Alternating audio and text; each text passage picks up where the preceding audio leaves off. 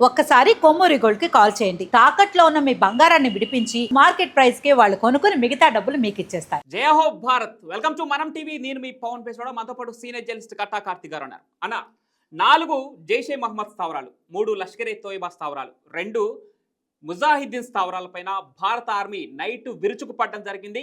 Operation Sindoor పేరుతో ఒక వార్ని create చేయడం జరిగింది. ఈ నేపథ్యంలో భారతీయులు మొత్తం సంతోషం వ్యక్తం చేస్తున్నారు ఒక పక్క. కానీ ఆపరేషన్ సింధూరే ఎందుకు పెట్టారు? మోడీ వ్యూహం ఏంటి? ముందుగా భారత మాతాకి జై. భారత్ మాతాకి జై. ఏ ఇద్దరు భారతీయులు కలిసినా సరే ముందుగా నమస్కారాలు, గుడ్ మార్నింగ్లు, గుడ్ ఆఫ్టర్నూన్, గుడ్ ఈవినింగ్లు ఇక బంజాయండ్రి.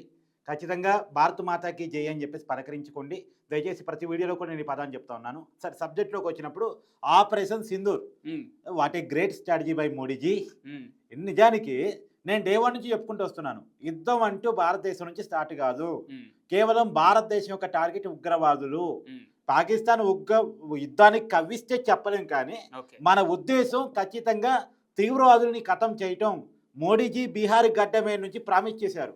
నేను బీహార్ గడ్డ మీద నుంచి ప్రామిస్ చేస్తున్నాను, ఉగ్రవాదులని అంటే ఉగ్రవాదం లేకుండా చేస్తాను, ఉగ్రవాదుల్ని లేకుండా చేస్తానని చెప్పి చాలా క్లియర్ కట్గా చెప్పారు, నిరూపించుకున్నారు.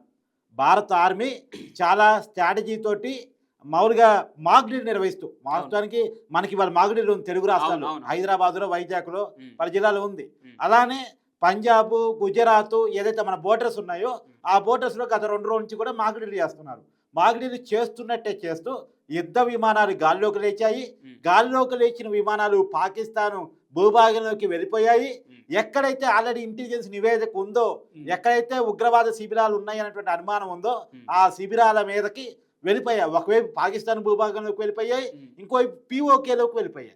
అంటే 2 ప్లేసులు. గతంలో మనం పిఓకే మీద మాత్రమే దాడి చేసేవాళ్ళం, ఈసారి ఏకంగా పాకిస్తాన్ భూభాగంలోకి వెళ్ళిపోయాం. పాకిస్తాన్ భూభాగంలోకి వెళ్ళిపోయేసి అక్కడ ఏదైతే ఉగ్రవాద శిబిరాలు ఉన్నాయో లష్కరే తోయిబా, జైషే మహమ్మద్, తర్వాత ఆ ఉగ్రవాద శిబిరాలు 9 శిబిరాల మీద దాడులు నిర్వహించారు. ఏకకాలంలో 100 మంది చనిపోయినట్టు ఇప్పటి వరకు వస్తున్న వార్తలు అఫీషియల్ గా ఆర్మీ ధృవీకరించారు. అయితే అన్న, భారత ఆర్మీ అక్కడ ఉగ్రవాద స్థావరాల పైన మాత్రమే దాడి చేసి చెప్పి ఇంటర్నేషనల్ మీడియాలో కూడా ఒక క్లారిటీ ఇవ్వడం జరుగుతుంది. కానీ పాకిస్తాన్ ఇక్కడ కూడా తన వక్ర బుద్ధిని చూపించడం జరుగుతుంది. పాకిస్తాన్ సాధారణ పౌరుల్ని ఇండియన్ ఆర్మీ పొట్టన పెట్టుకుందని చెప్పేసి పాకిస్తాన్ వాదించడం జరుగుతోంది. సరే, ఏది ఏమైనా ఒక క్లియర్ కట్ విషయం ఏంటంటే భారత్ దాడి చేసిందన్న ఒక విషయాన్ని ఒప్పుకుంది. ఖచ్చితంగా అంతవరకు అంటే పాకిస్తాన్ చేతగానితనాన్ని ప్రపంచం ముందు నిరూపించుకుంది.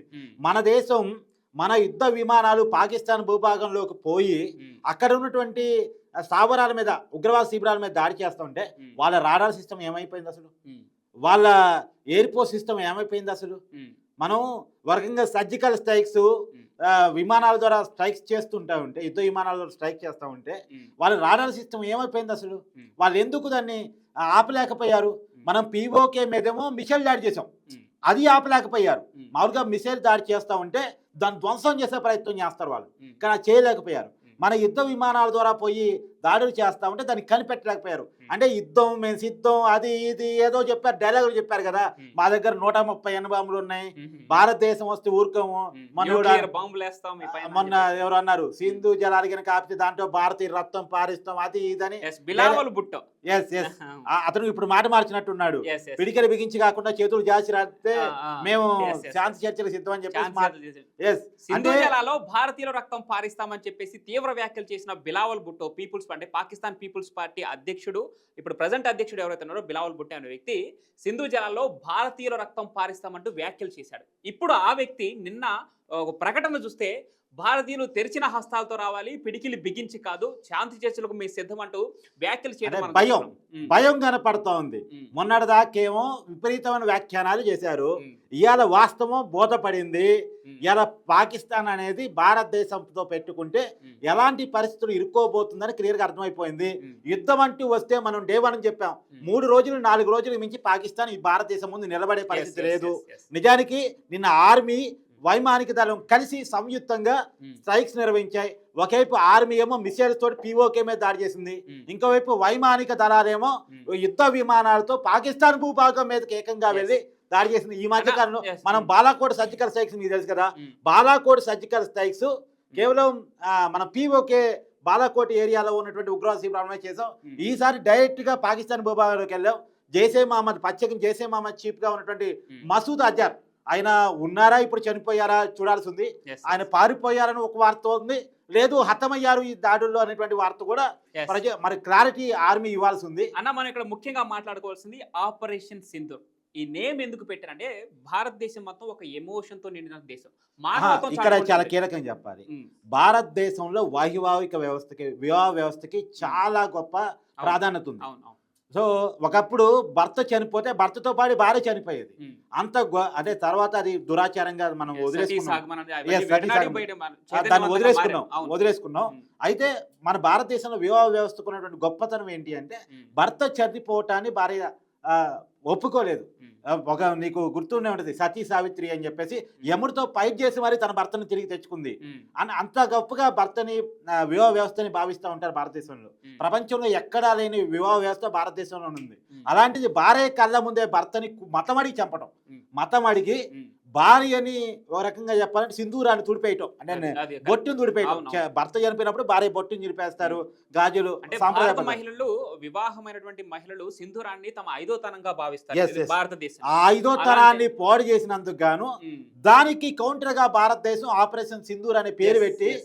ఇవాళ పాకిస్తాన్ ఉగ్రవాదులు ఎవరైతే మన సింధూరాన్ని చెరిపేయటానికి ఉమ్, ప్లాన్ చేశారో ఉమ్, వాళ్ళంతా చూశారు. ఉమ్, అంటే వాళ్ళ రక్తంతో మళ్ళీ మన సింధూరాన్ని ఉమ్. తిరగొందిద్దినట్టు లెక్క రకంగా. Correct. అందుకని ఆపరేషన్ సింధూర్ అని పేరు పెట్టారు. Yes, very so good. That is Bharat, um, that is Modi um, అని మనం, that is our army, um, మన కెపాసిటీ అది. ఉమ్. మనం గనక రంగంలో దిగితే అలా ఉంటది అనేది చెప్పదలుచుకున్నారు. ఫస్ట్ చాలా క్లియర్ గా స్ట్రాటజీ చెప్తాను విను. ఎంత గొప్ప స్ట్రాటజీయో చాలా క్లియర్ గా విను. ఉమ్, ముందు మన మీద కాశ్మీర్లో దాడి జరిగింది. ఉమ్, దాడి జరిగిన తర్వాత పాకిస్తాన్ ఏమనుకుందంటే మనం వాళ్ళు కవ్విస్తే మనం వెంటనే రంగంలో దిగుతామని చెప్పేసి అనుకుంది. కాదు, ఉమ్, మనం ఇంటెలిజెన్స్ వ్యవస్థను ఉపయోగించాం. ఉమ్, ఎక్కడెక్కడ ఉగ్రవాద శిబిరాలు ఉన్నాయి, ఒక పక్కన ఇంటెలిజెన్స్ పనిచేసుకుంటూ పోయింది, ఉమ్, ఇంకో పక్కన విదేశాంగ మంత్రి ఉమ్, అంటే మన మన మన వ్యవస్థ ఏం చేసింది, బయట దేశాలతో దౌత్యపరంగా పాకిస్తాన్ ఒంటరి చేసే పని చేసింది. ఉమ్, ఆ రోజు కనుక యుద్ధం దిగితే ఉమ్, మన పాకిస్తాన్ పక్కన చైనా వస్తా, టర్కీ వస్తా, ఆ మాటలన్నీ వినపడుతున్నటువంటి టైం అది. ఉమ్, సో ఆ దేశాలు పాకిస్తాన్ వైపుగా చూడకుండా ఉండాలంటే ఉమ్. పాకిస్తాన్ ఉగ్రవాదుల్ని పెంచి పోషిస్తుందన్న విషయాన్ని అంతర్జాతీయ వేదిక మీద Correct. ఎస్టాబ్లిష్ చేయాలి. కరెక్ట్. సో ఐక్యరాజ్య సమితి దగ్గర మనం అది ఎస్టాబ్లిష్ చేసాం. ఉమ్, సో పాకిస్తాన్ ఉగ్రవాదుని పెంచి పోషిస్తుంది అనేది ఉమ్, వాళ్ళ నోటితో వాళ్ళు ఒప్పుకునేలా మనం చేయగలిగాం. ఉమ్, ఇప్పుడు చైనా కానీ టర్కీ కానీ ఎవరు కూడా పాకిస్తాన్ పక్కన వచ్చే పరిస్థితి లేదు. ఉమ్, వస్తే ఇస్తే ఏం సమాధానం చెప్తారు, ఉమ్, ఉగ్రవాదుల పక్షాన్ని మీరు వస్తున్నారేంటి ఉమ్, అనేది ఎవరైనా అడుగుతారు కదా, ప్రపంచం అడిగింది కదా. ఉమ్, ఒక పక్కన ఇంకోటి వాళ్ళకు కూడా భయం పుట్టాలి అంటే ఇప్పుడు 1-2 దేశాలతోటి మేము భారత్ జోలికి వస్తే ఊరుకోమని స్టేట్మెంట్ ఇప్పియాలని అనుకున్నాం. ఉమ్, ఇజ్రాయెల్ ఇచ్చింది, రష్యా ఇచ్చింది, ఉమ్, భారత్ పక్కన ఉంటే వన్ సైడ్గా అని చెప్పాయి. ఉమ్. సో ఎప్పుడైతే రష్యా కూడా స్టేట్మెంట్ ఇచ్చిందో Right. ఉమ్, ఇప్పుడు చైనా కానీ టర్కీ కానీ ఉమ్. ఇంకెవరు కూడా పాకిస్తాన్ పక్కన రారు. ఎందుకంటే అవును. అది వస్తే ప్రపంచ యుద్ధంగా మారే అవకాశం ఉంటుంది. ఉమ్, వస్తే ప్రపంచ యుద్ధంగా మారే అవకాశం అంత డేరు ఇది ఈ ప్రపంచంలో ఎవరికి లేదు. అవును. ప్రపంచ యుద్ధాలు చేసేటువంటి పరిస్థితి ఇప్పుడు ఉన్నటువంటి ఆర్థిక వ్యవస్థలో ఏ దేశానికి లేదు. ఉమ్, కాబట్టి పాకిస్తాన్ ఒంటరి చేసాం, ఉమ్, ఎవరు రాకుండా చేసాం. ఉమ్. ఒక పక్క ఇంటెలిజెన్స్ ద్వారా టెర్రరిస్ట్ గ్రూపులు వాళ్ళ కదలికలు కనుక్కున్నాం, ఉమ్. ఇంకో పక్క దౌత్య పరంగా పాకిస్తాన్ ఒంటరి చేసాం, ఉమ్. ఇంకోటి ఆర్థిక పరంగా పాకిస్తాన్ని ముట్టడి చేసాం. ఉమ్, ఓ రకంగా మనకాడు సింధు జలాలు ఆఫ్ చేసాం. ఉమ్, దౌత్య తర్వాత వాణిజ్య పరంగా దౌత్య పరంగా మనకున్న సంబంధాలను తెంచేసుకున్నాం. ఉమ్. ఇలా పాకిస్తాన్ లో ఆర్థిక పరమైనటువంటి అంటే సంక్షోభం ఉంది. ప్రపంచ బ్యాంకుల నుంచి కూడా వాళ్ళకి నిధులు సమకూరకుండా అది next అడ్డుకోవడం part. జరిగింది. అది అది ఇది స్టెప్ తర్వాత ఏంది, ఉమ్. మిగతా దేశాల నుంచి లేదా ప్రపంచ బ్యాంకు నుంచి, ఐఎండి నుంచి, ఉమ్. ఏషియన్ డెవలప్మెంట్ బ్యాంక్ నుంచి ఉమ్, అమెరికాకు పాకిస్తాన్కి వస్తున్నటువంటి నిధులన్నీ కూడా ఉమ్, స్టాప్ చేయించడానికి మనం ప్రయత్నాలు చేసాం. ఉమ్, అన్ని దగ్గర కూడా పాకిస్తాన్ చేస్తున్నటువంటి కుటీర యత్నాలన్నీ కూడా ఎస్టాబ్లిష్ చేస్తూ ఉమ్, వాళ్ళకి రిపోర్ట్ ఇచ్చాం. వాళ్ళు కూడా మేము ఎంక్వైరీ చేసుకుంటాం, ఉమ్, మేము పాకిస్తాన్ నిధులు ఆప్ చేస్తాం అనే కాడికి వచ్చారు. ఉమ్, సో పాకిస్తాన్ అష్టదిగ్బంధం చేసాం. ఒకటి ఆర్థిక పరంగా చేసాం, ఉమ్. తర్వాత జలాల పరంగా చేశారు. జలాల పరంగా చేసాం, వాణిజ్య పరంగా చేసాం, దౌత్య పరంగా చేసాం. ఉమ్, సో పాకిస్తాన్కి ఎవరు అండ లేకుండా, ఉమ్, పాకిస్తాన్ మీదకి యుద్ధానికి వస్తే ఎవరు అండ లేకుండా, ఇవాళ చూడు అమెరికా ఏం చెప్తుంది పాకిస్తాన్ని, ఉమ్. గమ్ము నుండు ఉమ్. అంటే మన cinema Telugu yes, cinema yes. Dialogue Yes, America Marco Rubio ప్రకటన కీప్ క్వైట్. ఇప్పుడు అన్న చెప్పినట్టు తెలుగులో గమ్మునుండబోయ్ అన్నట్టు పాకిస్తాన్ మీరు సైలెంట్ గా ఉండటం ఉత్తమం. ఉగ్రదాడుల పైన భారత్ తీసుకున్నటువంటి ఈ చర్యల్ని మీరు ఖండించకపోయినా పర్లేదు, బట్ దీనిపైన మీరు ఆరోపణలు చేస్తే మాత్రం ఇది మీకు మీ దేశానికి వ్యతిరేకంగా మారే ఛాన్స్ ఉందని చెప్పేసి చాలా ప్రపంచవ్యాప్తంగా క్లియర్ చెప్తున్నారు. కట్ గా మన తెలుగులో గమ్ము నుండవయ్యా అన్నాడు అమెరికా వాడు Yes. పాకిస్తాన్ వాడిని. ఉమ్, ఎందుకు అన్నాడు, వాళ్ళు దాడి చేసింది ప్రజల మీద కాదు, ఉమ్, నీ సైనికుల మీద కాదు, కాదు. నీ సైనికులు దాచుకున్న ఆయుధాల మీద కాదు, ఉమ్, వాళ్ళు దాడి చేసింది ఉగ్రవాదుల మీద. అవును. ఆ ఉగ్రవాదులు ఆ దేశంలో ప్రమాదాలు సృష్టిస్తున్నారు కాబట్టి ఉమ్, ఆ దేశాన్ని కాపాడుకునే దాంట్లో భాగంగా ఉగ్రవాద శిబిరాల మీద దాడి చేశారు. ఇంకా నువ్వు సమాధానం చెప్పాల్సి వస్తే ఉగ్రవాదులు నీ దేశంలో ఎందుకున్నారో సమాధానం చెప్పాలి. ఏంటంటే దానికి నువ్వు వాళ్ళకి రక్షణ ఇస్తున్నావా లేదో సమాధానం చెప్పాలి.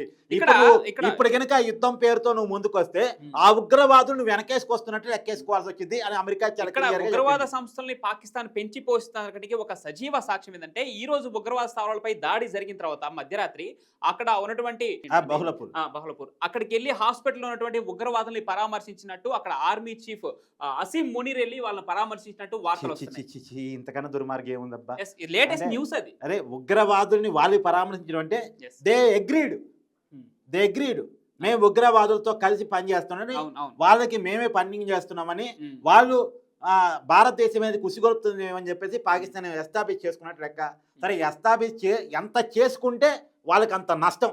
ప్రపంచంలో రేపు సపోర్ట్ చేద్దామనుకున్నోడు కూడా పాకిస్తాన్ వైపు ఉండకుండా పాకిస్తాన్ స్వయంకృత అపరాధం చేసుకుంటుంది. డే 1 నుంచి చెప్తున్నాను, పాకిస్తాన్ అక్కడ ప్రజల్ని మభ్య పెట్టే దానికోసం ఆర్మీ చీఫ్ ప్రధానమంత్రి తమ పదవులు కాపాడుకునే దానికోసం అక్కడ వస్తున్న తిరుగుబాటును ఆపుకునే దానికోసం పాకిస్తాన్ ప్రజల మీద పాకిస్తాన్ పాలకులే యుద్ధం చేస్తా ఉన్నారు. అక్కడ నడుస్తున్న యుద్ధం భారత్ వర్సెస్ పాక్ కాదు, Pakistan people versus Pakistan prime minister. అది చాలా క్లియర్ గా నేను డే 1 చెప్తా వస్తున్నాను. నిన్న అర్ధరాత్రి 1:28 మనోళ్ళు వైమానిక స్ట్రైక్స్, దీనికి ఒక పేరు ఉంది, ప్రిసిషన్ స్ట్రైక్స్ అని చెప్పి. అది స్టార్ట్ చేశారు. 1:44కి ముగిసినట్టు మన ఆర్మీ ప్రకటించింది ట్విట్టర్ ద్వారా. మొత్తానికి ఇప్పుడు పాకిస్తాన్ కి భారత ఆర్మీ నుంచి ఒకటే సందేశం వెళ్తా ఉంది, పిక్చర్ అభి బాకీ హై. ఇది భారత 28వ ఆర్మీ చీఫ్ జనరల్ చెప్పినటువంటి ఒక మాట. మన ఆర్మీ డైరెక్ట్ గా ఇచ్చింది అఫీషియల్ గా. పిక్చర్ అభి బాకీ హై జస్ట్ ట్రైలర్ మాత్రమే అని చెప్పేసి భారత ఆర్మీ నుంచి తీవ్రమైన హెచ్చరిక పోతా ఉంది. ఇక పాకిస్తాన్ సేమ్ అదే హెచ్చరికలు జారీ చేస్తా ఉంది. వాళ్ళు పట్టించుకోవాల్సిన అవసరం లేదబ్బా. ఎందుకంటే నేను డే 1 నుంచి యుద్ధం అన్నారు, సిద్ధం అన్నారు. మన వాళ్ళు ఎవరు మాట్లాడారా? వాళ్ళేగా మాట్లాడుతున్నారు. 24 గంటలు భారత యుద్ధం చేస్తే, 36 గంటలు భారత యుద్ధం చేస్తే, మరి యుద్ధం అంటూ వస్తే నువ్వు చిన్న స్ట్రైక్స్ చేస్తేనే తట్టుకోలేకపోతుంది. నీ రాడర్ సిస్టమ్ పట్టుకోలేకపోతే. ఇప్పుడు నాకు వస్తున్న ఒక చిన్న సమాచారం అఫీషియల్ గా ధృవీకరించాల్సింది కాబట్టి నేను చెప్పడానికి వెనక ముందు ఆడుతున్నా. ఇప్పుడు పాకిస్తాన్ F-16 ఒక విమానం మనం స్ట్రైక్ చేస్తున్న యుద్ధ విమానం వెంబడించిందంట. మనం దాన్ని కూల్చేసామంట. తర్వాత ఏది ఇంకేదో యుద్ధ విమానం, వాళ్ళ పాకిస్తాన్ యుద్ధ విమానం మన యుద్ధ విమానాన్ని ఢీకొట్టాలని చూస్తే దాన్ని కూడా కూల్చి పడేసామంట. సో కాబట్టి ఇప్పుడు 2 యుద్ధ విమానాలు పాకిస్తాన్ దెబ్బతినిపోయినాయి, ధ్వంసం అయిపోయినాయి. మన భారత వైమానిక దళాలు పాకిస్తాన్ భూభాగాల్లోకి పోయి వాళ్ళ మీద రైడ్ చేస్తే, స్ట్రైక్ చేస్తే పట్టుకోలేని పరిస్థితిలో పాకిస్తాన్ యంత్రాంగం ఉంది. వాళ్ళెక్కడ యుద్ధం చేస్తారు? వాళ్ళెక్కడ నిలబడగలరు? దీనిపైన చర్చించాల్సిన అవసరం చాలా ఉంది. ఇప్పటికే 140 కోట్ల మంది భారతీయులు మన సత్తా, మన బలం, మన ఐక్యతే మన దేశం యొక్క సార్వభౌమత్వం అని చెప్పి ప్రకటించిన ప్రధాని మోదీ నిన్న ఈ జరిగినటువంటి ఈ ప్రిసిషన్ స్ట్రైక్ ని లైవ్ లో వీక్షించడం జరిగింది. భారత ఆర్మీని అభినందించడం జరిగింది. సో ఇంకా ఎప్పటికప్పుడు మోడీ గారు జరుగుతున్న ప్రతి పరిణామాన్ని కూడా వీక్షిస్తా ఉన్నారు, తెలుసుకుంటా ఉన్నారు. వీడియోలు ఇప్పుడు సోషల్ మీడియా కూడా వైరల్ అవుతున్నాయి, మీరు కూడా చూడవచ్చు. సో చూద్దాం ఇంకా భవిష్యత్తులో పిక్చర్ అభి బాకీ హై అని భారత ఆర్మీ ఒక అనౌన్స్మెంట్ చేసిందంటే ఇంకా ఏదో జరగబోతా ఉంది. ప్రతి భారతీయుడు గర్వపడే విధంగా పహల్గాం ఉగ్రదాడి కాదు, అంతకుముందు జరిగినటువంటి ఉగ్రదాడిలో కోల్పోయిన ప్రతి ప్రాణానికి బదులిచ్చి తీరాలి పాకిస్తాన్ అని చెప్పి భారత ఆర్మీ గర్జిస్తా ఉంది. Thank you.